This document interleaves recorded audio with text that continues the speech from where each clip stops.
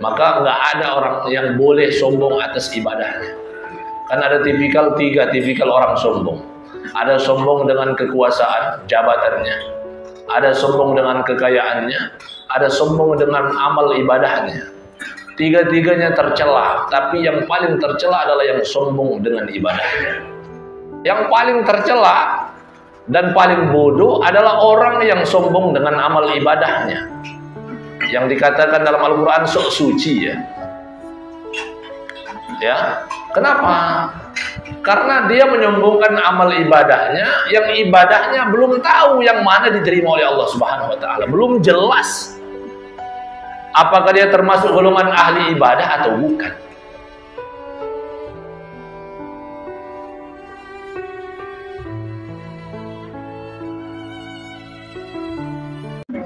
Assalamualaikum warahmatullahi wabarakatuh.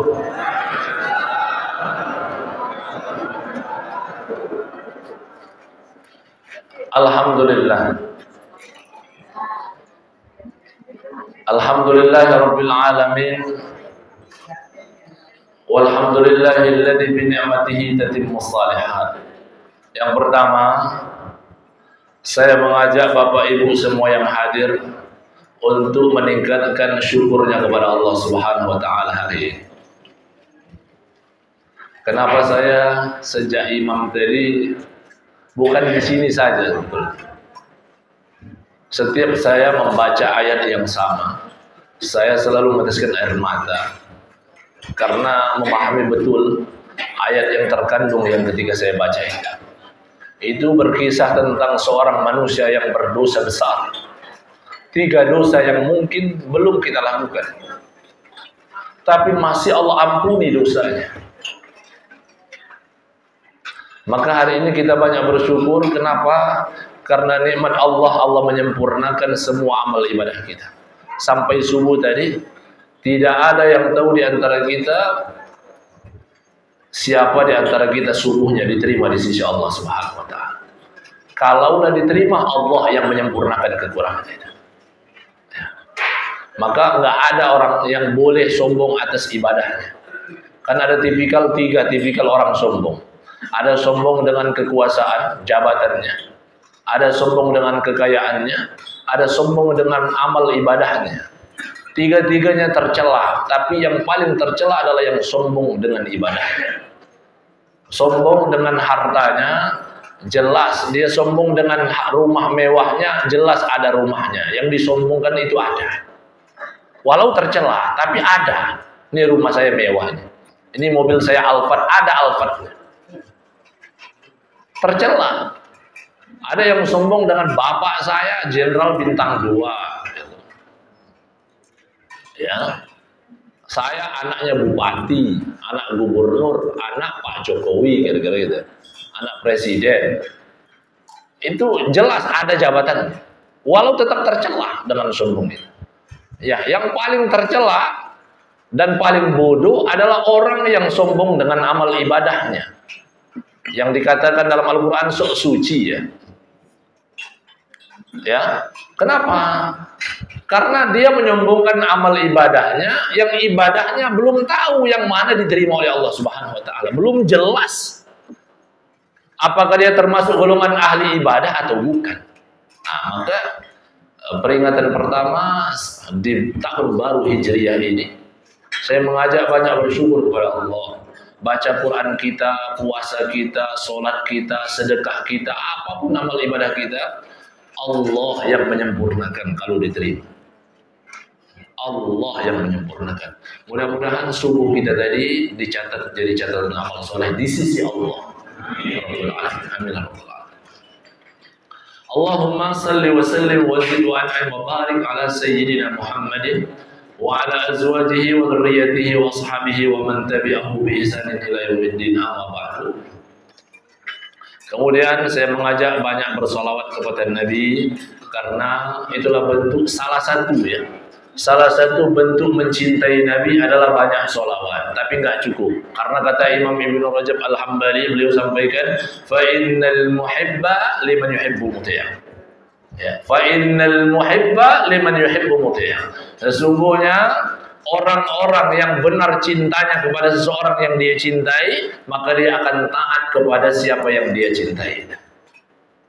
Kita Allahumma salli, sholawat banyak ya, tapi apa yang disampaikan oleh Nabi dia tolak, maka tertolak cintanya. Bohong itu mahabbatul kadzabi, istilah lainnya adalah cinta yang dusta. Ya. Kemudian saya tanya Bapak Ibu semua sehat ya? Alhamdulillah. Sehat semua, barakallahu fikum. Semoga Allah jaga kita semua subuh ini dan sampai seterusnya. Karena kata Nabi, man shalla subha fa huwa fi dhimmatillah. Dalam kitab At-Tibyan karangan Imam Nawawi, beliau sampaikan bahwa siapa yang sholat subuh, khususnya laki-laki ke masjid dan perempuan juga, maka dia dalam jaminan Allah, hidupnya maupun rezekinya. Allah jamin. Pagi ini kita termasuk di antara yang dijamin hidup kita oleh Allah Subhanahu wa taala. Maka beliau jelaskan, siapa yang mengganggu orang sholat subuh berarti mengganggu Tuhan. Iya. Beliau kiaskan sama seperti yang mengganggu ulama. Ya, maka bersyukur. Ini juga yang memotivasi, jangan ramainya karena ada kegiatan ini saja. Mudah-mudahan subuhnya seterusnya ramai seperti ini, bahkan bertambah lagi. Amin ya rabbal alamin. Bapak Ibu yang dimuliakan Allah Subhanahu wa taala. Saya nggak tahu ini apa, nggak ada judulnya ya. Ya, yang penting momentum memperingati bulan Muharram, kita berbenah ya. Kita berbenah, memperbaiki diri, introspeksi diri. Apa yang kita butuhkan untuk ke depannya? Tadi, saya ambil ayat yang tadi saja. Kenapa saya baca dari walladzina la yad'una ma Allah, itu ayat itu sebetulnya. Ketika saya baca yudha'af lahul 'adzab, yudha'af lahul 'adzab yawmal qiyamati wa yakhlud fihi muhana illa man taab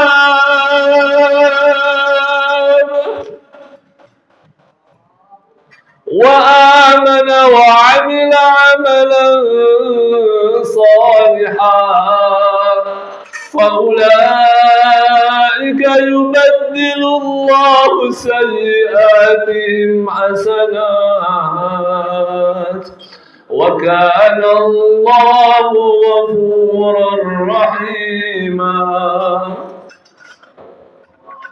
Ini ayat ini bercerita tentang seorang yang membunuh paman Nabi, seorang yang suka berzina, seorang yang menduakan Allah Subhanahu wa taala. 3 dosa besar yang saya yakini jamaah mungkin tidak melakukan dosa ini. Sampai 3 kali dia berkirim surat kepada Rasul Muhammad SAW. 3 kali. Setelah dia bunuh paman Hamzah. Siapa berarti? Siapa yang membunuh Hamzah? Al-Wahsy. Hindun itu yang makan hatinya. Al-Wahsy ini yang dibayar oleh Hindun. Jago tombak. Dia memang membunuh. Karena ayat sebelumnya walladzina la yad'una ma Allah, orang yang menduakan Allah, orang yang membunuh, orang yang berzina, 3 dosa besar. Ingat, yang dilakukan oleh Al-Wahsy, dia membunuh, dia berzina, dia musyrik, dia menduakan Allah Subhanahu wa taala. Kemudian dia mendapatkan hidayah Allah Subhanahu wa taala. Sehingga ada keinginan untuk bertaubat, mengirimkan surat kepada Rasul Muhammad SAW di Madinah. Dia masih di Mekah Al-Mukarramah. Surat yang pertama sudah ditulis. Surat yang pertama sudah dia tulis bahwa dia ingin sampaikan, ya Rasulullah, uridul Islam. Ya Rasulullah, uridul Islam. Aku ingin masuk Islam, ingin bertaubat ya. Turun ayat ini.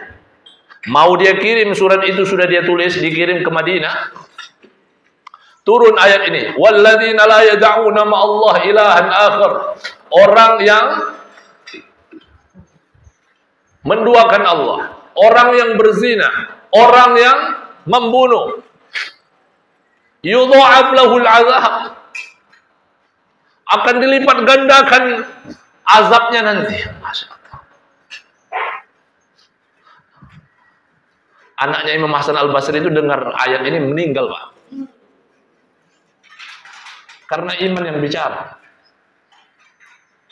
Anaknya ulama besar, Imam Hasan Al-Basri itu nggak bisa mendengar ayat tentang azab. Kalau mendengar ayat tentang azab pasti menangis. Makanya beliau kalau baca, kalau makmumnya anaknya, pasti nggak mau baca tentang azab, pasti baca tentang surga. Tapi suatu hari, dia nggak tahu bahwa yang colek belakangnya adalah anaknya, salah satu jamaahnya.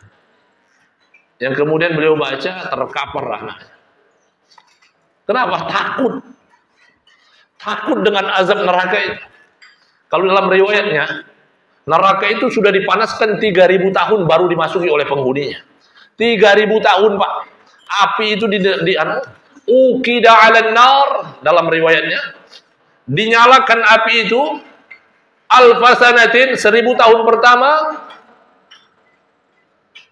ihmarrat, warnanya warna merah. 1.000 tahun kedua warnanya berubah menjadi warna ibyaddat, menjadi warna putih. 1.000 tahun yang ketiga, api yang jadi dari merah, warna putih menjadi iswaddat, menjadi warna hitam. Barulah penghuninya masuk. Bayangkan itu. Bagaimana tidak ngeri? Bagaimana air mata ini bisa ditahan kalau mendengarkan tentang azab Allah Subhanahu wa taala.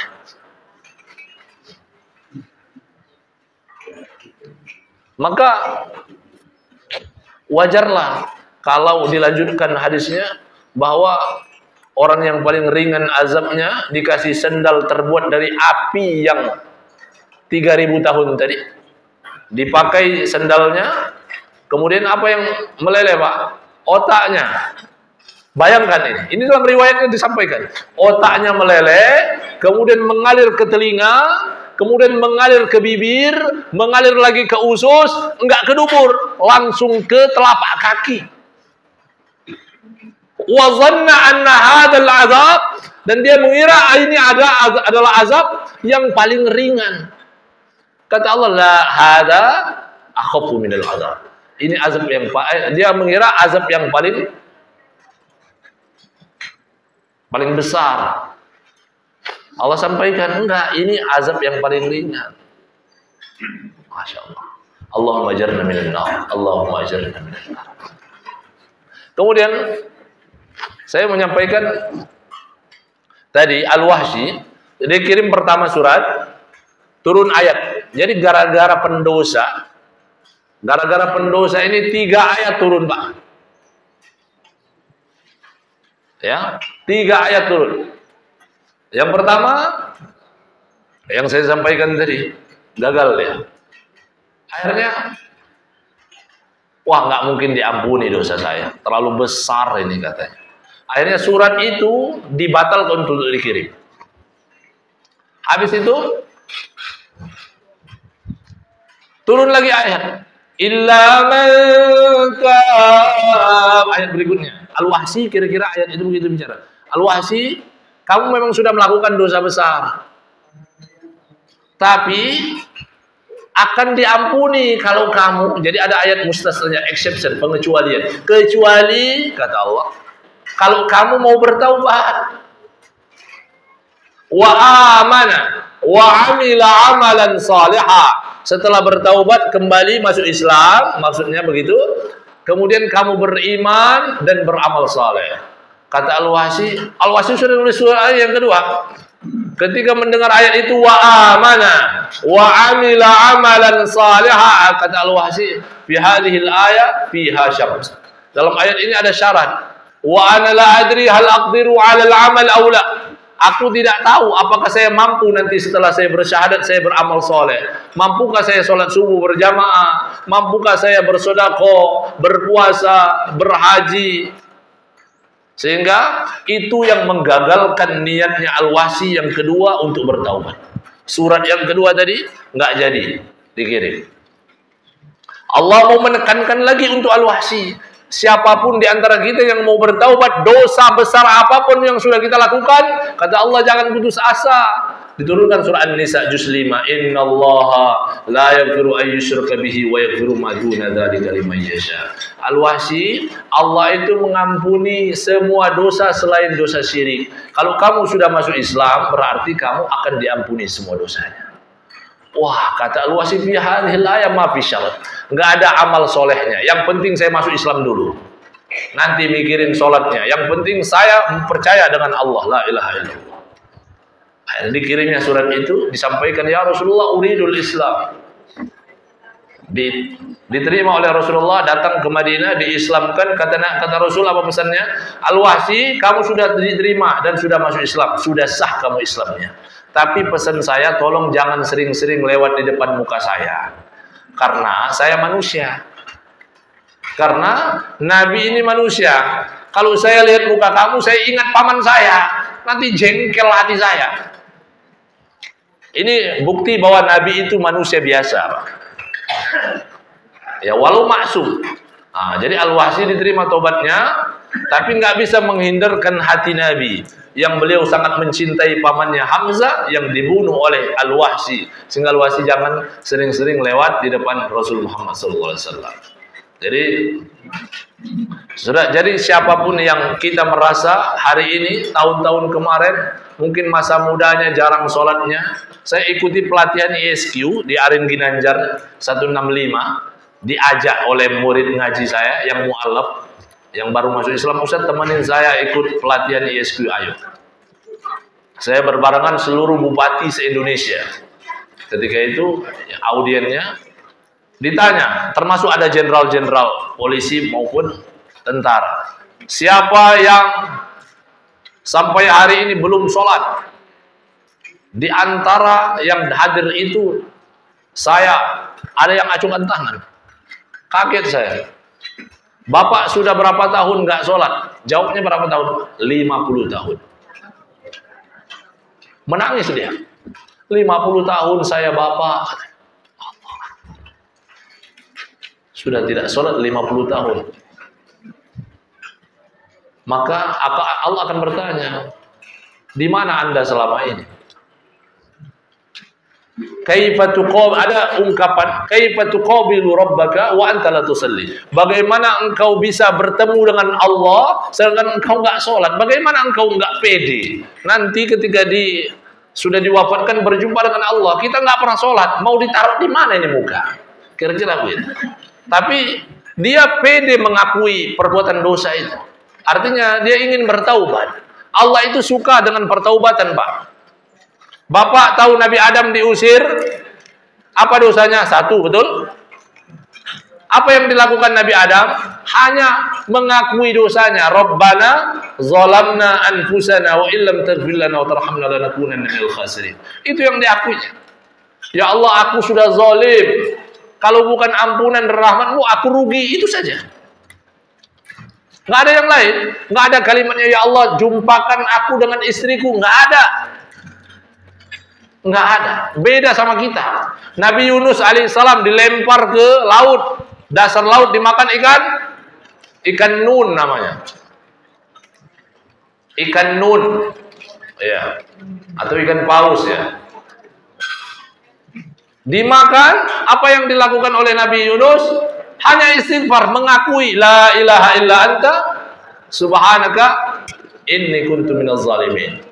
Ada nggak kalimatnya, ya Allah, akhirni min hadal batan min samak, tolong bantu aku, selamatkan aku? Nggak ada. Akhrijni, nggak ada kalimat ya Allah, keluarkan aku dari perut ikan ini ya Allah. Gelap, ini namanya zulumatun salas, 3 kegelapan dalam satu waktu. Nabi Yunus mengalami 3 kegelapan dalam satu waktu. Gelapnya malam, gelapnya dasar lautan, dan gelapnya perut ikan itu. Apa yang dilakukan Nabi Yunus? Hanya beristighfar, mengakui, ya Allah, aku sudah berbuat kezaliman. Apa yang dilakukan oleh Allah setelah hambanya mengaku dosa? Diselamatkan. Maka betul, ada tema kadang-kadang ceramah itu saya pernah juga menyampaikan bahwa solusi dari semua masalah adalah beristighfar. Banyak istighfar. Saya yang duduk di depan ini bukan berarti lebih mulia dan lebih suci daripada Bapak Ibu. Saya ini pendosa. Saya pendosa. Saya pernah melakukan dosa besar yang mungkin menyebabkan pintu surga ditutup oleh Allah Subhanahu wa taala kalau saya tidak bertaubat. Saya 2009. Nanti kita ini ada saya bawa santri mu'allaf ya, dari NTT. Dari NTT 1,5 tahun yang lalu diantar bapaknya ke sini. Sekarang sudah hafal 6 juz. Usianya 13 tahun. Datang ke sini 12 tahun. Itu muka orang TT itu, Pak. Ya, sengaja saya bawa untuk memberikan ibrah untuk Bapak Ibu semua. Nanti saya suruh maju. Saya 2009. Ini muhasabah untuk semuanya. 2009 saya di Surabaya menghafal Al-Quran di sana. Sebelum di Surabaya saya mondok di pesantren Darussalam Gontor. Bapak Ibu lihat di depan saya, telinga saya cacat. Biasa anak remaja, saya sangat malu kalau dilihat orang cacat. Apalagi ada anak kecil suka usil ya, dipegang-pegang. Ya. Jadi kemana-mana saya jalan, ketika saya remaja, saya selalu tutup telinga. Sampai 2009, saya ingat ini. Setiap jalan selalu begini. Agar nggak nampak dari orang lain bahwa saya itu cacat. Karena rasanya, inilah penyebab teman-teman saya menjauhi saya ketika itu. Saya merasa begitu dulu. Sehingga ketika saya tamat Gontor, saya pindah ke Surabaya. Di Surabaya selama 6 bulan saya selalu berdoa dengan doa yang sama. Jam 3 malam kami pasti bangun. Karena kami harus menyiapkan setoran hafalan baru untuk subuhnya.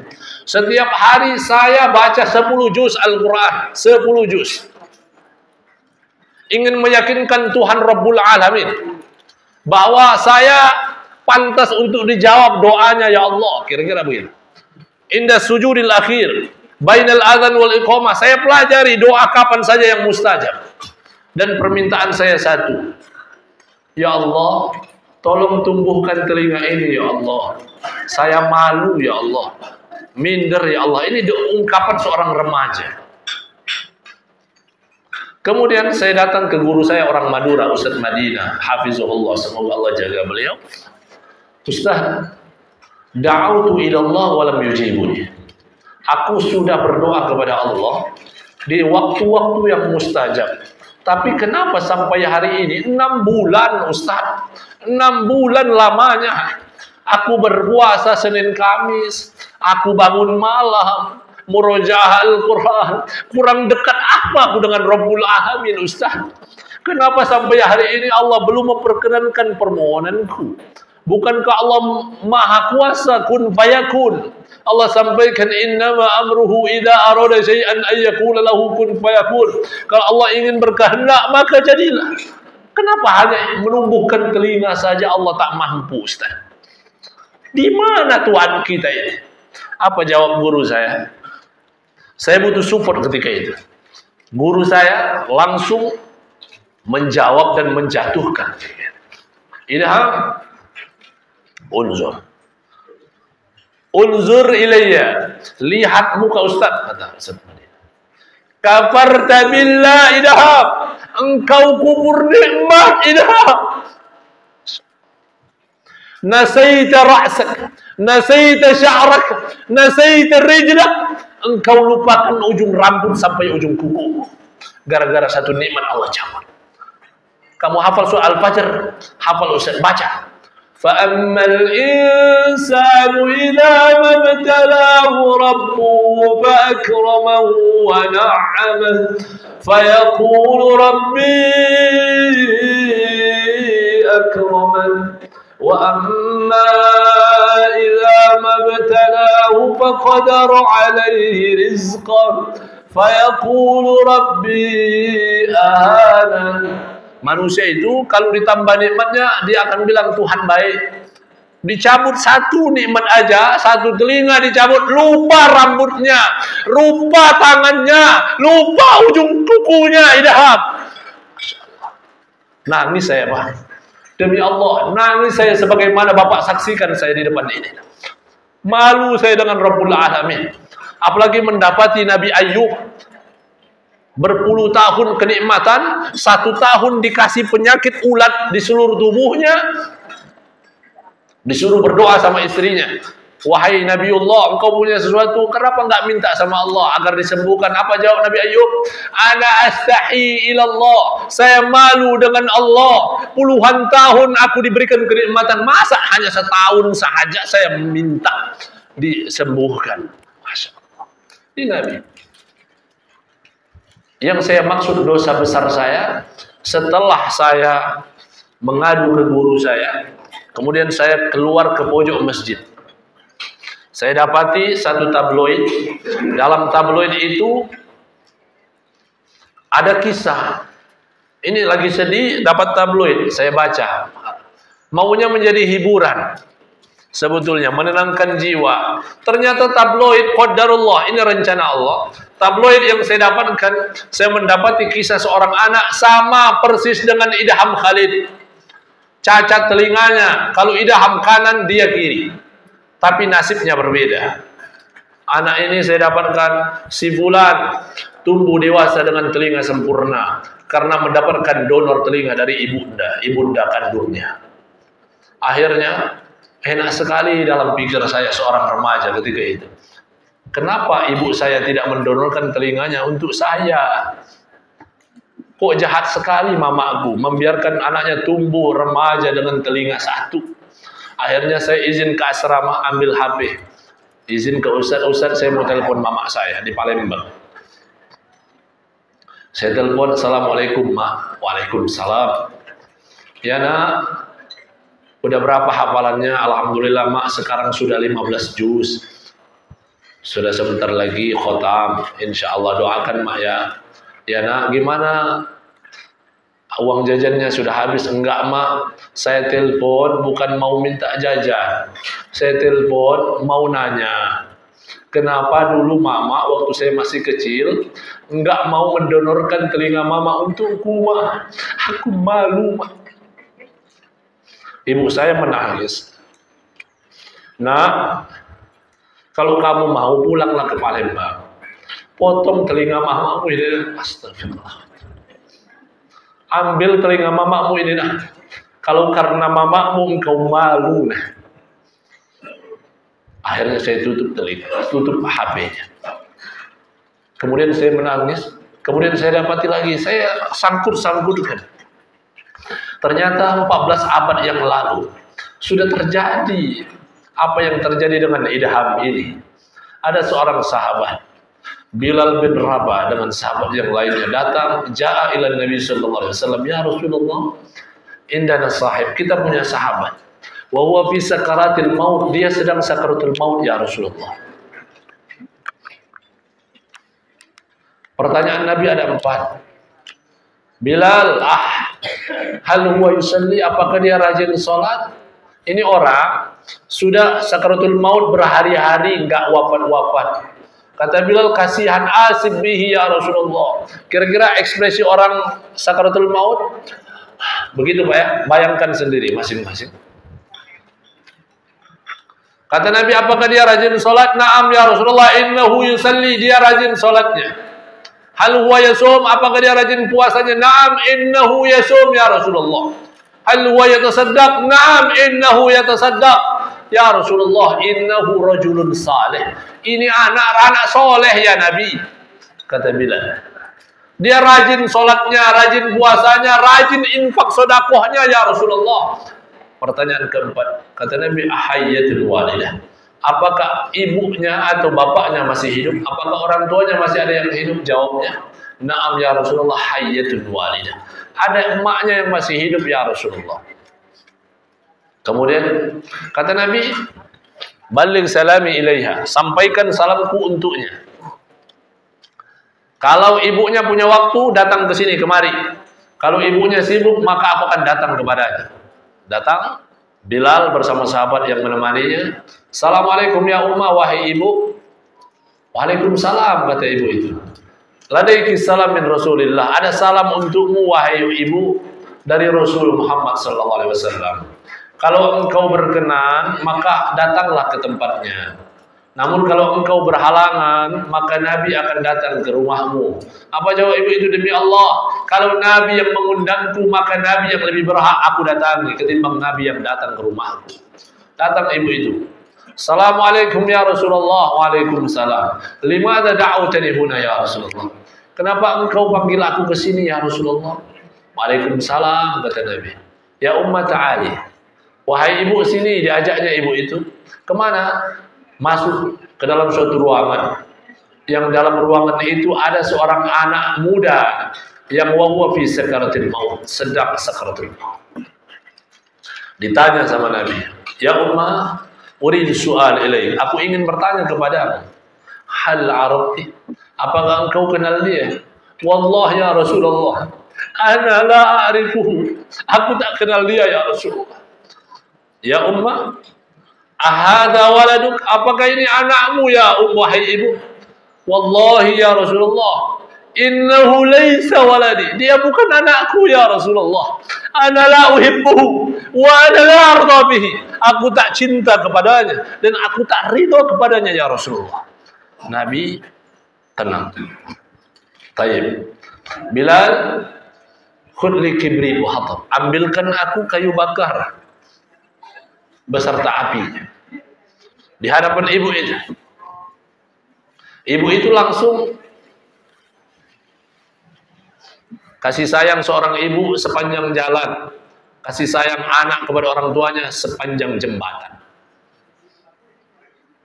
Ini terbukti ketika ibu itu mendengar bahwa Rasul memerintahkan sahabatnya untuk mengambil kayu bakar dan api. Hatinya tergerak untuk bertanya, ya Rasulullah, madza sataf'al bidzalikal hatab? Apa yang hendak engkau lakukan dengan kayu bakar itu ya Rasulullah? Kata Nabi, li'annahu laisa waladuk. Karena ini bukan anakmu. Wa anti la ta'rif. Dan engkau tak kenal dia. Ana sa'ahrikuhu. Aku hendak membakarnya hidup-hidup agar segera meninggal. Apa jawab ibu itu? Ya Rasulullah, arju ilaika roja'an syadidan. Aku mohon kepadamu ya Rasulullah. Ya Rasulullah, aku mohon kepadamu ya Rasulullah, la tahrikuhu. Jangan engkau bakar dia ya Rasulullah. Wallahi demi Allah, innahu waladi. Dia anak kandungku ya Rasulullah. Ana uhibbuhu wa ana arda bihi. Aku mencintainya dan sungguh aku telah ridho kepadanya. Setelah ridho keluar dari hati seorang ibu yang melahirkan seorang anak, maka tufi hadal walad. Meninggal anak ini dalam tenang. Apa yang ditunggu? Ridho ibunya. Idham Khalid hafal Quran. Idham Khalid sholat tahajud. Idham Khalid puasa Senin Kamisnya. Namun selama hati ibunya pecah dan hancur, air matanya menetes, menyentuh bumi Allah Subhanahu wa ta'ala, maka sia-sialah hafalan Qur'annya, sia-sialah amal ibadahnya sampai ia mendapatkan ridhonya. Maka saya bertaubat kepada Allah Subhanahu wa ta'ala dan mengajak, ini salah satu dosa ya, saya kisahkan menjadi ibrah, contoh, dan dosa-dosa yang lain. Sampai saya ajak umroh ibu saya sebelum Ramadan kemarin. Saya sampaikan di hadapan jamaah permohonan maaf saya habis sa'i, karena saya mendapati jamaah saya ada habis sa'i ibunya pingsan. Saya tanya, kenapa ibunya pingsan, sakit ya? Karena saya pembimbing umroh. Nah, promosi ini. Mbak Lila itu, kantornya Mbak Lila. Nah, istrinya Buya. Saya membawa jamaah pulang dari sa'i, ada ibu-ibu yang pingsan. Akhirnya saya ketakutan sehingga saya panik, saya telepon ada teman kita di sana untuk mencari panggilan bantuan dari rumah sakit. Saya tanya anaknya, dia umroh bersama anak dan menantunya. Saya tanya, ibu kamu sakit apa sebelumnya? Kata anaknya dan menantunya, enggak Ustaz, ibu saya enggak sakit apa-apa. Terus kenapa bisa pingsan? Kami bertengkar Ustaz. Astagfirullah. Habis sa'i, saya bilang, bagaimana ibu kamu bisa bertengkar dengan anak kandungnya dan menantunya? Padahal kalian baru saja sa'i. Sa'i itu tempat bagaimana kita mengenang jasa seorang ibu untuk anaknya. Batal umrohmu, saya sampaikan. Bertaubat kepada Allah Subhanahu wa taala. Marah besar ini. Apalagi saya membawa ibu kandung saya. Ini ibu kandung saya. Saya berdosa sama ibu saya.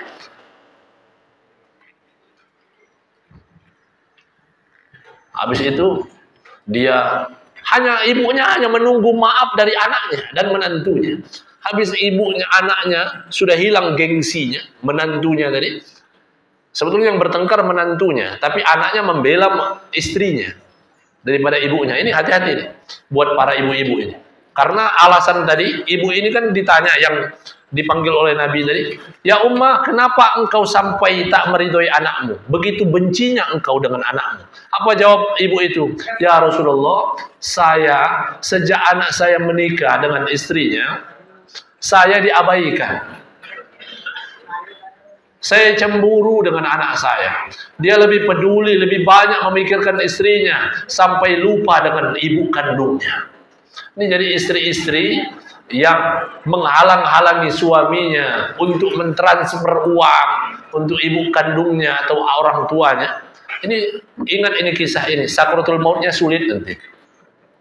Ya, begitupun sama suami yang baik tetap mengajarkan istrinya menjadi anak yang berbakti untuk kedua orang tuanya.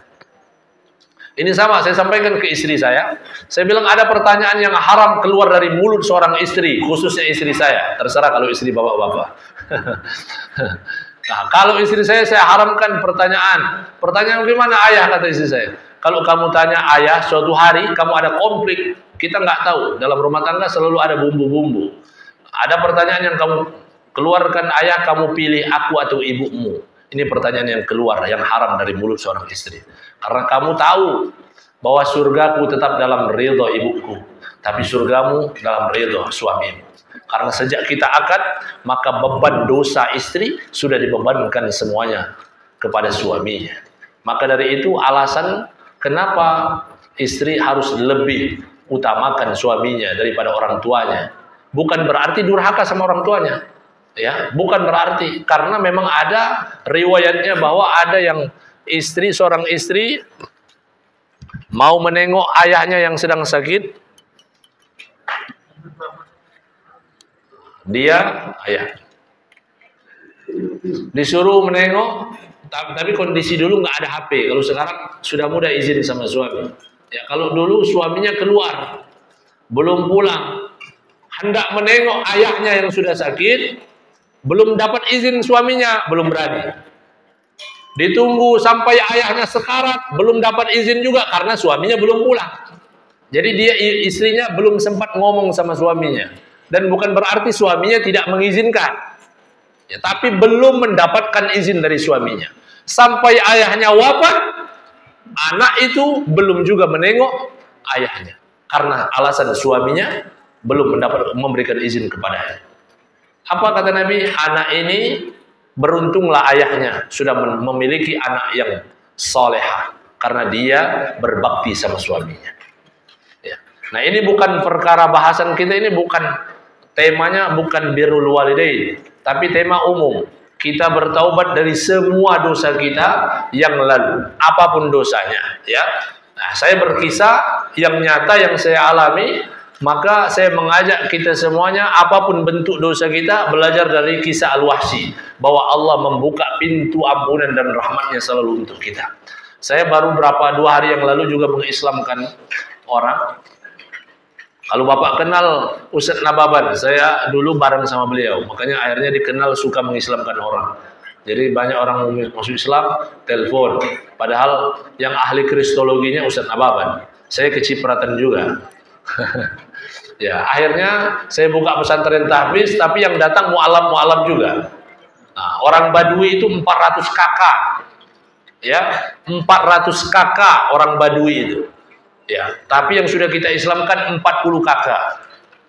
Jadi mereka mau masuk Islam, tapi mau dibangunkan rumah. Maka 40 kakak yang sudah diislamkan itu kita bangunkan rumah di Badui. Ada kampung Lande yang pernah ke Badui, sekarang ada perumahan mualaf khusus Badui, kampung Lande namanya. Itu punya yayasan kita, yayasan At-Taubah 60, ada masjid yang gede, masjid kayu. Nah, yang mau ke Badui mampir ke sana. Tengok saudara-saudara kita di sana. Tanya kabarnya. Bagaimana Islam mereka? Jadikan ibrah. Kalau mereka hari ini yang perempuan sudah berhijab, kadal-badal baru, hijabnya hijab syar'i, maka ngaca buat ibu-ibu dan perempuan. Kalau bapak-bapaknya sholat berjamaah ke masjid, ngaca buat bapak-bapaknya. Bagaimana dengan mereka? Sama teman-teman kita yang ada di Kupang, NTT. Ini salah satunya, maju sini. Sini. Ini namanya Muhammad Jarod Eliandro da Costa. Muhammad Jarod Eliandro da Costa. Sudah nampak itu ujung-ujungnya, Pak ya? Nah, dari agama apa udah nampak itu. Ya. Ada mic enggak ada? Ya. Ini sudah hafal 6 juz. Saat ini sedang memungkinkan hafalan, akan saya uji. Saya suruh baca 5 juz dalam 1 hari, setiap hari selama 1 bulan. 1 bulan tiap hari 5 juz. Capek pulang. Saya bilang kalau santri capek ikut ustadznya maka pulang, nggak usah ikut ustadz. Karena ustadz dulu juga capek. Ya. Ya. Dan capek juga membina mereka. Jadi kalau mereka capek, ustadznya harus lebih capek. Maka nggak ada alasan untuk tidak mengaji. Ya, saya agak keras. Apalagi maaf kalau yang contoh, kalau santri saya merokok saya usir. Ustaz kan rokok makruh menurut ulama yang lain, menurut Ustaz haram di sini, di pondok ini. Termasuk yang wakaf tanah pesantren saya itu kan merokok, Pak. Dia datang ke pondok, aku bilang, Pak Haji maaf, memang ini tanah wakaf Bapak Haji, tapi sudah diwakafkan ke saya. Tapi di sini aturannya nggak boleh merokok, Pak Haji. Nah, kalau Bapak Haji mau merokok, 1 langkah di depan gerbang. Oh siap-siap Ustaz. Kenapa? Saya bilang ke Pak Hajinya, tolong hormati saya agar santrinya tidak protes. Karena santri saya ini orangnya agak kritis. Ustaz itu Pak Haji aja boleh merokok. Ah, gawat ini. Ada saya datang Ustaz juga, teman saya merokok. Ah, itu Ustaz itu merokok. Saya bilang, Ustaz, antum kalau merokok di luar aja dulu. Ya. Baik. Ya, ini namanya, coba perkenalkan. Nama siapa? Pakai mic. Agak pemalu ini. Ya, nggak apa-apa pemalu, tapi jangan malu-maluin ustaznya. Ya, coba siapa namanya? Muhammad Jarod, perkenalkan. Muhammad Eliandro Jarod da Costa. Ya, 1,5 tahun yang lalu ayahnya antarkan ke saya dari NTT sana, ongkosnya 2 juta, Pak.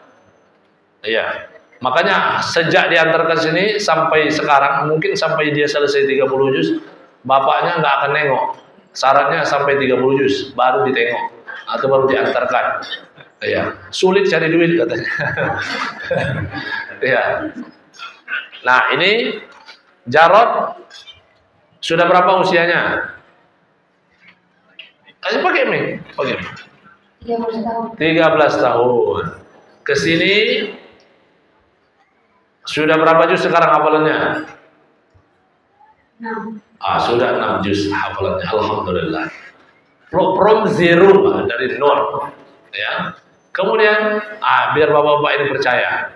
Coba baca dulu juz 2, juz 2. Baca. Iqra. Terserah halaman berapa. Oh ya, Ustaz baca, Ustaz tes saja ya. Halaman berapa katanya?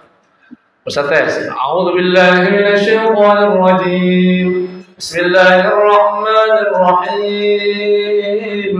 Bapak ini mungkin hafal. Wasari'u ila maghfiratin min rabbikum wa jannatin 'arduha as-samawati wal ardh u'iddat lil muttaqin. Iqra. أعوذ بالله من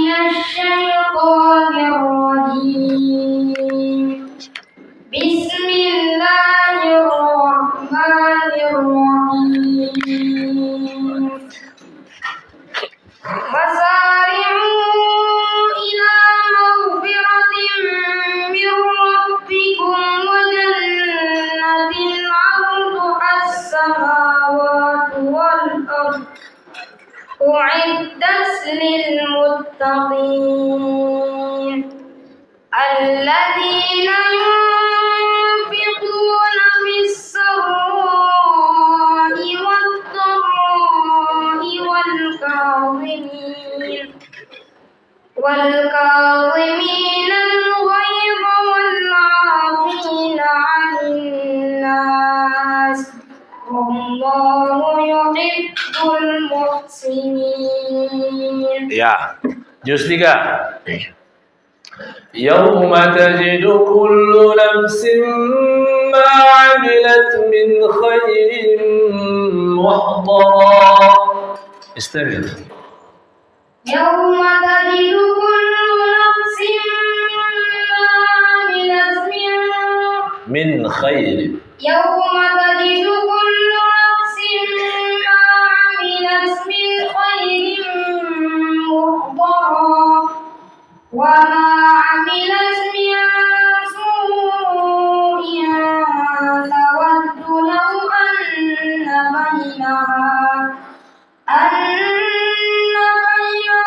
وبينه أمدا بعيدا ويعذركم الله نفسه والله رؤوف بالعباد. Cukup ya? Alhamdulillah. Alhamdulillah. Nah, ini Pak, ini Ibrah usianya 13 tahun, usia hidupnya 13 tahun, usia Islamnya 1,5 tahun.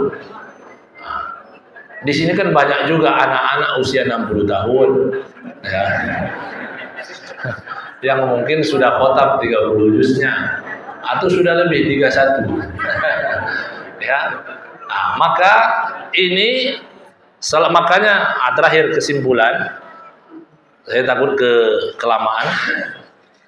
Maka hidayah itu sebetulnya nggak cukup satu. Hidayah itu kalau Imam Sya'rawi bagi 3, tapi secara umum ada 2. Hidayah dalalah, hidayah ma'unah. Nah ini kalau kita sudah dapat hidayah dalalah. Hidayah dalalah itu beliau kasih analogi dalam kitab Tafsir Sya'rawi sama seperti berkumpul di lapangan. Kita ini manusia berkumpul di lapangan, kemudian diturunkan hujan. Hujannya lebat, di atasnya nggak ada atap. Pertanyaannya, semua basah nggak Pak? Basah. Begitulah Allah menurunkan hidayah. Semua sudah dapat hidayah. Di mana? Dalam rahim ibu 4 bulan dalam kandungan. Alastu bi rabbikum qalu bala syahidna. Semua sudah syahadat. Maka nggak ada Islam turunan. Semua sudah Islam. Kullu mauludin yuladu al fitrah fa abawahu yuhawidani wa yumajjisani wa yunassirani. Semua dilahirkan dalam keadaan fitrah Islam maksudnya. Orang tuanya yang memajusikan, meyahudikan, menasranikan. Enggak ada mengislamkan karena aslinya sudah Islam. Kita ini, apalagi kita sudah brojol Islam, kemudian diteruskan orang tua sudah Islam. Ya, itu dalalah. Tapi kalau dicek satu-satu di lapangan tadi, ada yang nggak basah. Kok bisa Ustaz? Dicek ada yang pakai mantel. Dicek ada yang bawa payung tiba-tiba. Nah mereka inilah yang subuh ini nggak bangun. Mereka inilah yang perempuan-perempuan hari ini belum berhijab. Mereka inilah yang ditangkap KPK. Tanya, mereka inilah orang-orang yang berzina. Tanya mereka, yang maling-maling itu. Tahu nggak hukum maling itu haram? Tahu. Sudah dapat petunjuknya. Tahu nggak mereka hukum sholat subuh itu wajib? Tahu kalau ditanya. Artinya sudah dapat hidayah itu. Tapi mereka menolak hidayah Allah Subhanahu wa Ta'ala itu. Nah, yang makanya nggak cukup hidayah dalalah, harus ada hidayah yang kedua. Karena ini penutupan penting. Saya tutup dengan ini. Nah, inilah yang perlu kita dapatkan dari Allah sampai kita akhir hayat. Apa itu? Hidayah al-ma'unah.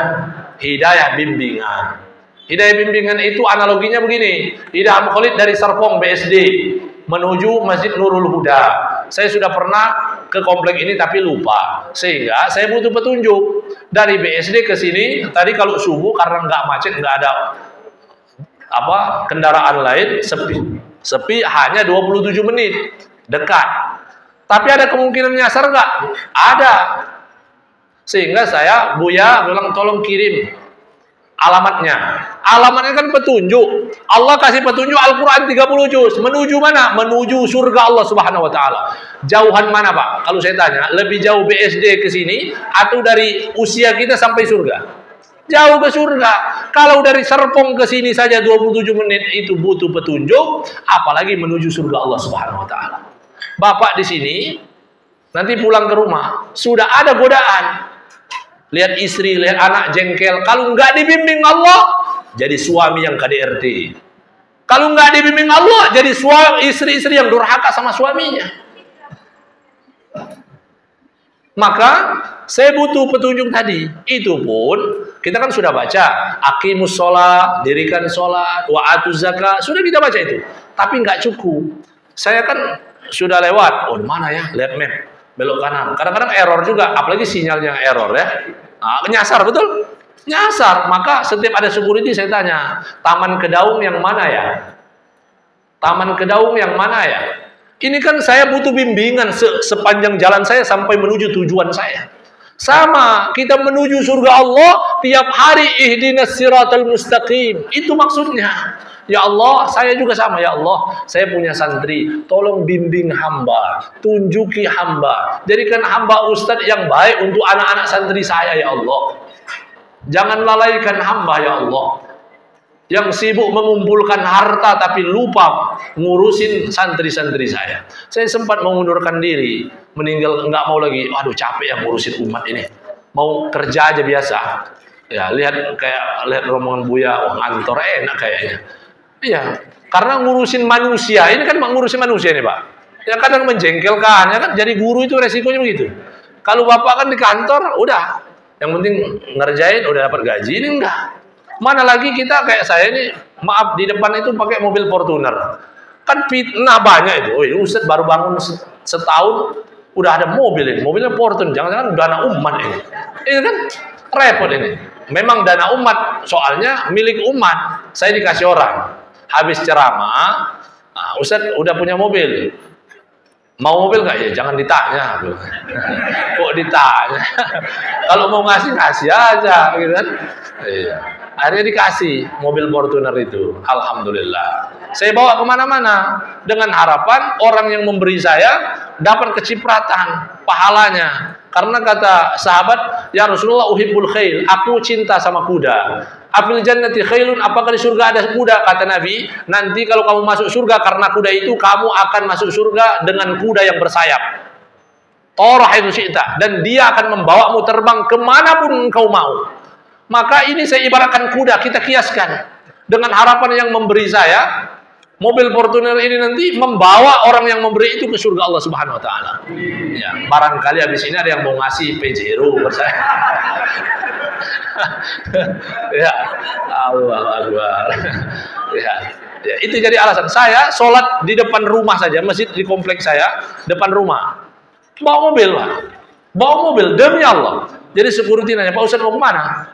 Ke masjid. Oh, Ustadz, ke masjid aja bawa mobil, kenapa nggak jalan? Saya bilang, saya sampaikan tadi, saya berharap mobil ini nanti menjadi alasan dan membawa saya ke surga Allah Subhanahu wa Ta'ala. Maka pastikan pesan saya, baju Bapak, handphone Bapak, dan semua yang Bapak miliki pernah dibawa beribadah kepada Allah. Karena itu innahu la syahidun, innahu ala dzalika la syahid. Sesungguhnya itu semua akan menjadi saksi atas semua yang kita miliki, atas semua yang kita perbuat kita. Ya, itu saja dari saya. Takut kepanjangan ini. Kepanjangan banyak lagi kisah-kisah keluar ini. Ya, itu saja Bapak Ibu. Saya mohon maaf jika saya banyak salahnya, jika saya berlebihan, bacaan saya kurang pas dan kurang bagus. Bagi siapa yang mau berkunjung ke pesantren kami, silakan, pintu terbuka. Dengan senang hati kunjungi adik-adik kita yang mu'allaf dan lagi semangat menghafal Al-Quran. Bukan dia saja, ada teman-teman yang lain, insya-Allah. Dan doakan semoga Muhammad Jarod Elian Rudakusta mampu mengkhatamkan 30 juz. Amin ya rabbal alamin. Ya, semangat insya-Allah. Barakallah. Ya, duduk sudah. Iya. Itu saja Bapak Ibu yang dimuliakan Allah Subhanahu wa Ta'ala. Terakhir kita doa bersama, betul Pak? Ya. Kita beristighfar 3 kali, ucapkan istighfar yang paling ikhlas di antara istighfar selama ini. Muhasabahlah dengan Allah, semua dosa, ingat dosa, nggak usah ingat pahala, ingat dosa saja. Pahala biarlah Allah yang mencatat. Astagfirullahaladzim, Astagfirullahaladzim wa atubu ilaih, Astagfirullahaladzim wa atubu ilaih.